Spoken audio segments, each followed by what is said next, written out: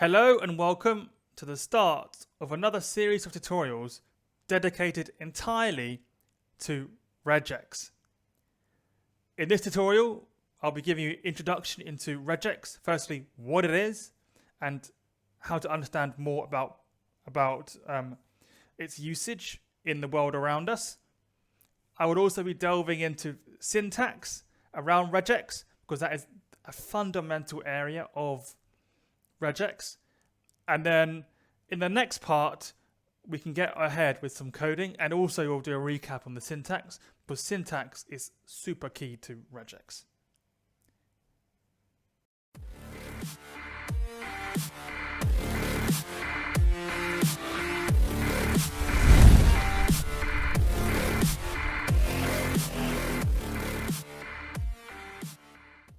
Okay, so let's get started.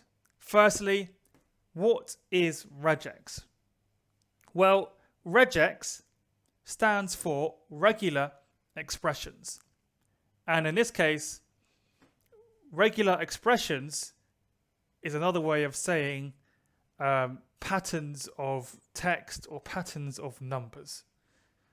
And I've got in front of me a really great example. Let's do that one next. Here, showing you email in a second, but firstly, let's go to telephone numbers.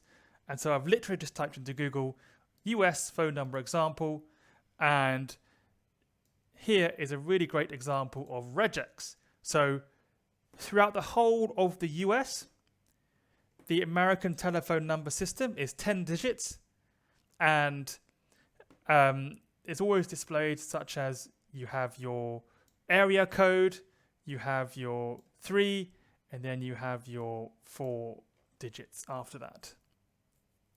And so this pattern will be the same across the whole of the US.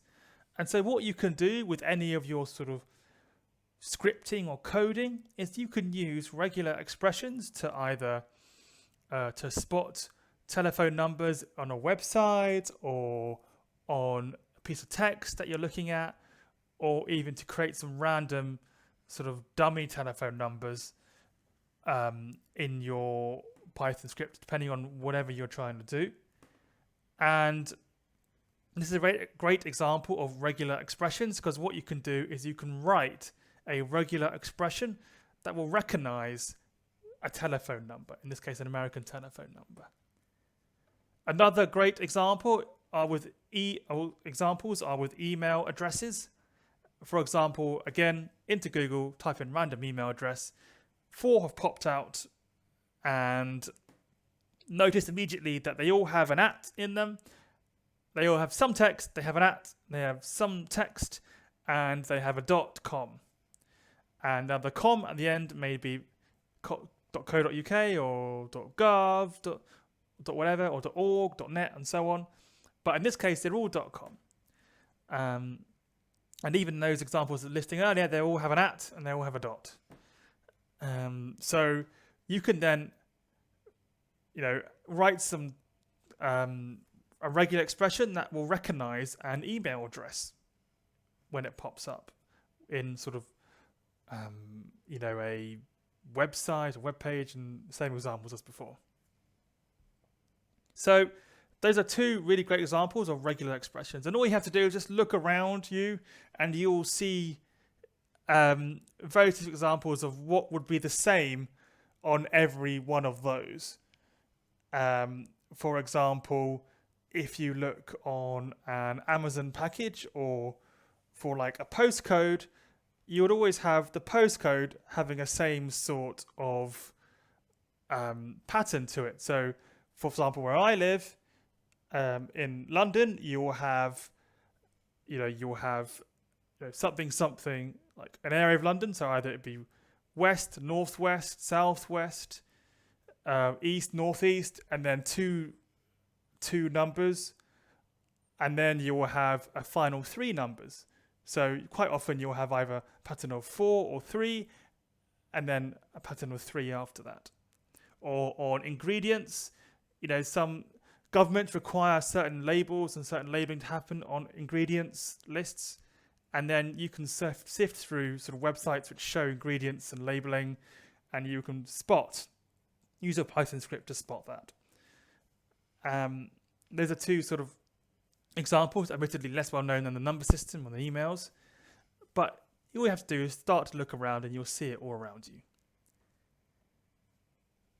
Cool. So now that you know a bit more about sort of regular expressions, or regex for short, let's go into some syntax, because this is really the fundamental concept of regular expressions. So if we go into our Python shell, and if you are a regular viewer of my channel, you'll recognize the fact that a few videos ago I made the shift from Visual Studio to Visual Studio Code. However, this is one of those where I actually built this tutorial before I moved over to Visual Studio Code, so we're now going back to Visual Studio.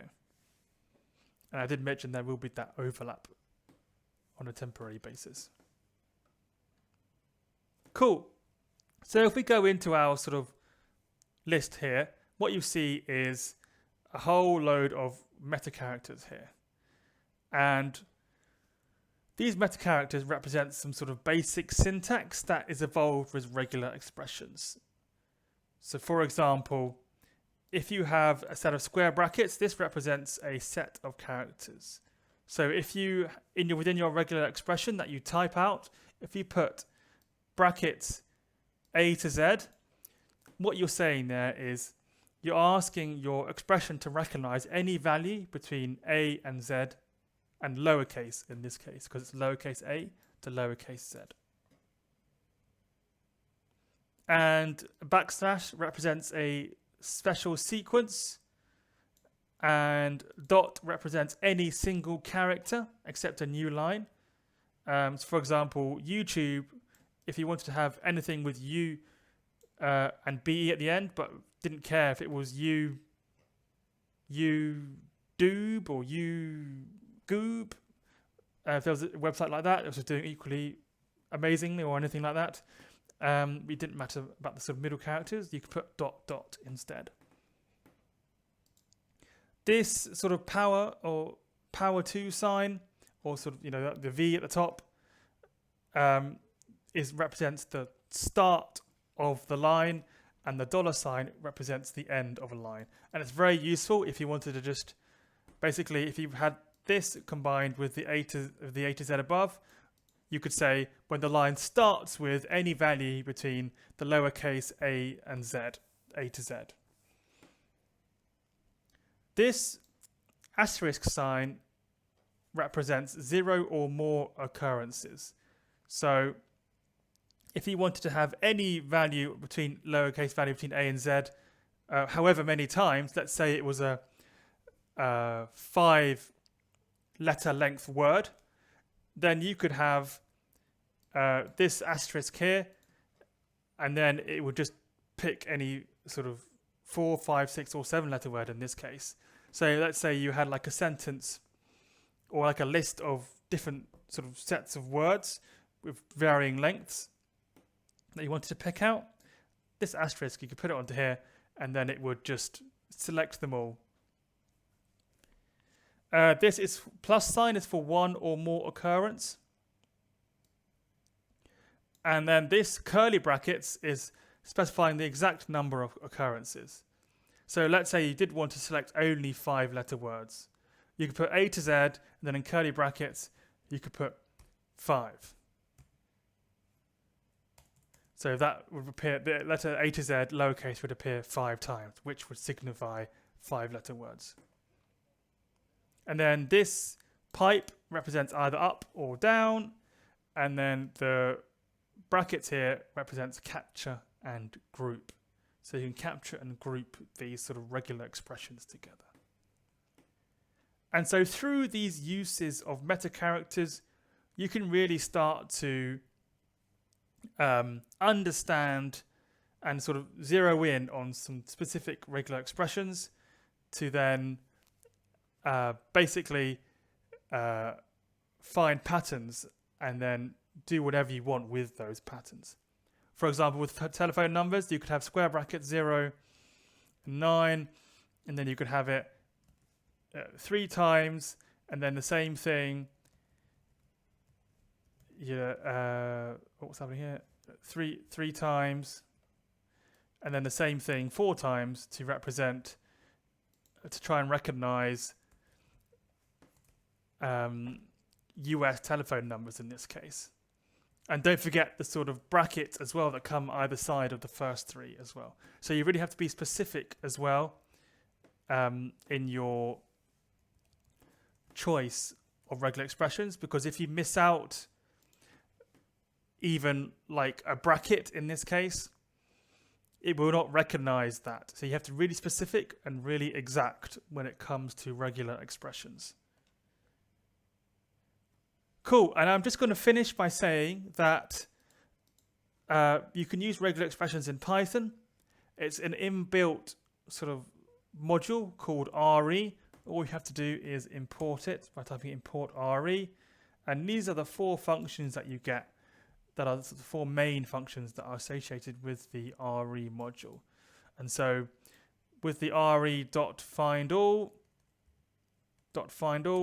you can return a list containing all matches. With the re.search, you can return a match object if there is a match anywhere in the string. With re.split, you can return a list where the string has been split at each match. And with re.sub, you can replace one or many matches with a string. Cool. And so when you can combine your search with the re.find and split and sub and so on, you can really start to begin to understand sort of just how powerful regular expressions can be. Cool. So I will leave you on that. In the next part 2, we will continue to go over sort of the meta characters, and then we'll also get into some sort of proper coding. So thank you very much for watching, and I'll catch you in the next part.